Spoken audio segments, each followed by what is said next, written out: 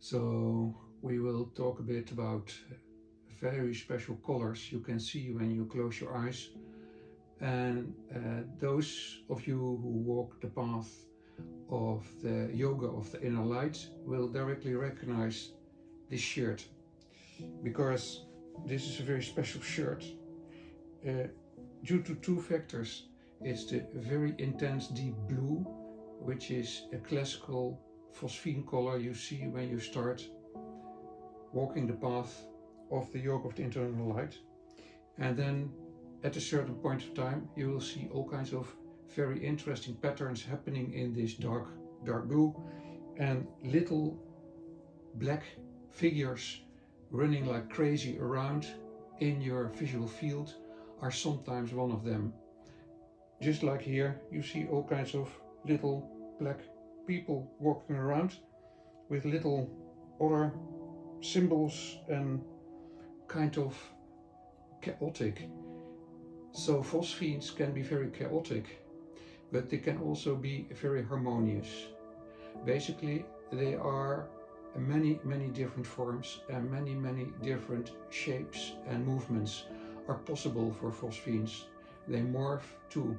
They can be extremely fractalized and geometric, like the most beautiful sacred geometry you have ever seen in real life. Or they can be very odd, like movies.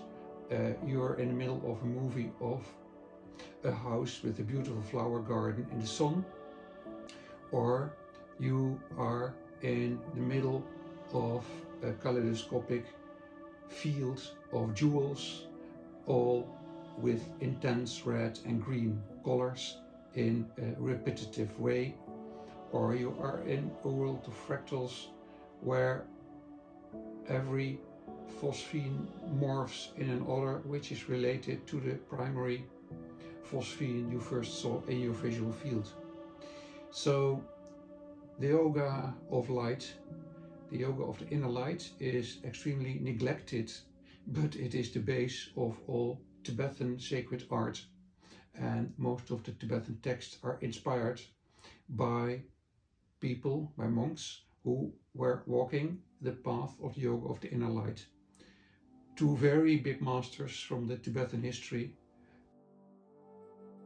or perhaps even three, Marpa and Tilopa, but also Naropa, all expressed their experiences seeing lights with the eyes closed, describing the colors they were seeing when they were sitting in their dark caves in the Himalaya. So if we look into the world of the Tankas, we see very quickly in some of the Tankas, if not in all, many elements of Phosphenes. I just highlight some of them in this beautiful big Tanka with so many details. Here we already pass the color I spoke about, which is one of the primary colors in the dark spectrum you see when you start meditating on the inner light. It's like a dark indigo blue, which forms the background of the phosphene world you're gonna see and which gonna unfold. In this phosphene world, many colors can happen. Gold, of course, is one of them. White gold is one of them, and dark red and fiery red is one of them, and point-centered aspects are happening, like for instance this Buddha, which has a point-centered halo here. The halos become bigger in general, they morph, and they can also create a big portal from which in the middle a point-centered light figure happens. So as here the white Tara happening from the point centers of the portal, which is kind of opened in your perception of the inner light. So these fields of morphing light, they sometimes start to coalescent into something central, which becomes lighter and lighter. You think it's a tunnel, and then from that tunnel forth can come light beings like the white Tara. And of course this is how the monks when they were sitting in the dark caves, deprived of sunlight and light and deprived of a lot of other things too, were starting to see in this vast darkness, they were starting to see these Phosphenes happening, and their inner light showed them all these beautiful sacred figures which were manifesting themselves in the Phosphene world they were entering because of this deep meditation. So everywhere you see classical Phosphene colors like the crazy violets here and the gold and the orange. That's of course not so very spectacular because Phosphenes can have all kinds of colors, but what is very spectacular in the Tankas is that you see these form elements which clearly point into the direction of morphing. These forms are all morphing.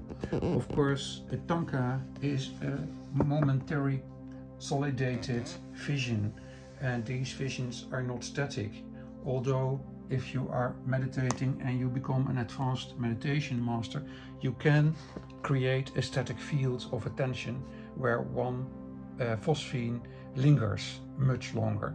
But in general, all these Phosphenes, they morph relatively quickly in other light beings or in abstract geometry. And what is interesting is that you can follow this and it can become extremely deep meditation. And by just entering this world, you will also get all kinds of downloads related to spiritual information. And I'm not going to say much because everybody is his own receiver here, but clearly in the subtle interface between our body and the physiology of our optical system, in that subtle interface something is manifesting itself, which takes many forms and many shapes, and which can inspire. And this is of course the meaning of the word inspiration.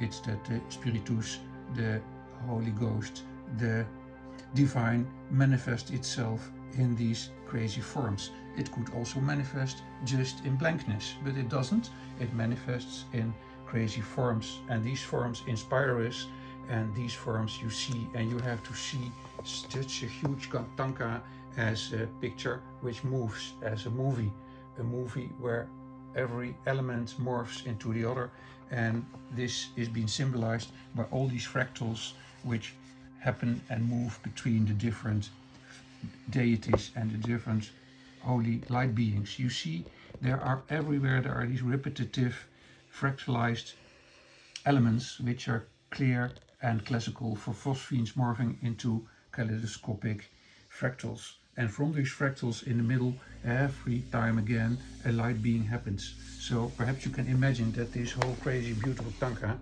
is one big movie you see with your eyes closed. And this movie will also change again into other movies, sometimes into crazy movies like the black